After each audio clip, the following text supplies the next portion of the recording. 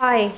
Good news. It has stopped raining for a day, so it's gotten a lot more cleaned up, to where I could have the rugs back in my bathroom. We can't put the rugs back here. The rugs, they're pretty saturated. I don't know what's going on. We were able to get the floor clean in here.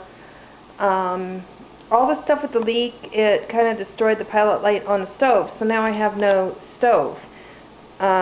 Of course, I try to think and be prepared for things like that, and I actually, the stove went out at about midnight tonight, 11 o'clock, midnight, something like that.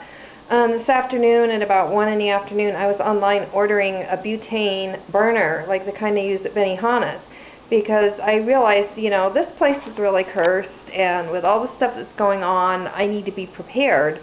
And even in my trailer, I'm going to want that. What if something happens and the propane tank inadvertently goes empty? I'm going to want something, a backup. It's good to have a backup. It's like all those emails and articles and ads you get for like a rocket stove or something. So I have nothing to cook on. I have nothing to heat food, nothing to, heat water, nothing of the sort right now.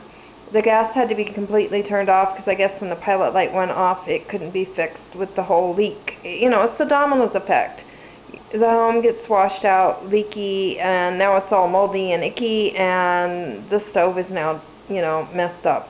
So I'm hoping it'll be back in a day or so. Being that it's Amazon, I got smart. I ordered the fuel with the stove.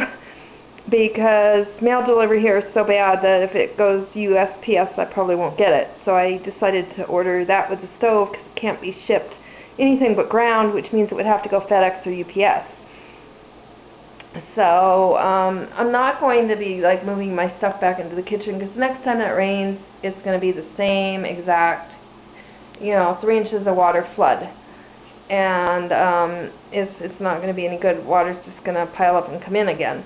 So there's really no use me moving back in there to this kitchen.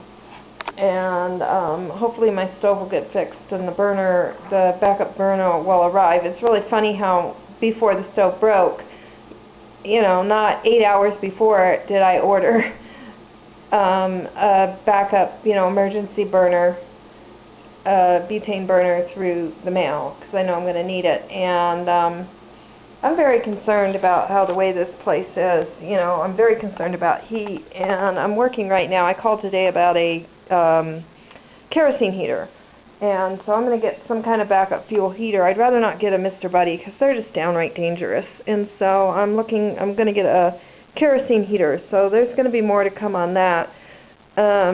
This is getting to be less of an off-grid living channel and becoming more of a prepper channel every minute.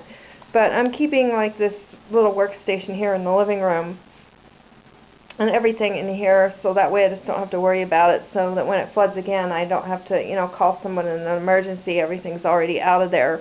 And the cube is pretty damaged. It got shipped away, and maybe we can get a little money for it or something, but it's not the same value. It's going to be kind of sold for scrap. So that's where it's at. And meanwhile, I'm working and learning and trying to find out whether other phone and internet options are out there so that I don't have to try to, move into a frontier service area and try to find a space that probably doesn't exist with phone and internet. So I'm trying to find out other options and just figure it out. I know it's not going to be easy, the technical aspects. It's not as easy as just setting up a solar system. So if you like this, subscribe. There's lots of interesting, videos on trying to get ready to live off the grid and all that. And like my videos, subscribe, and have a great evening.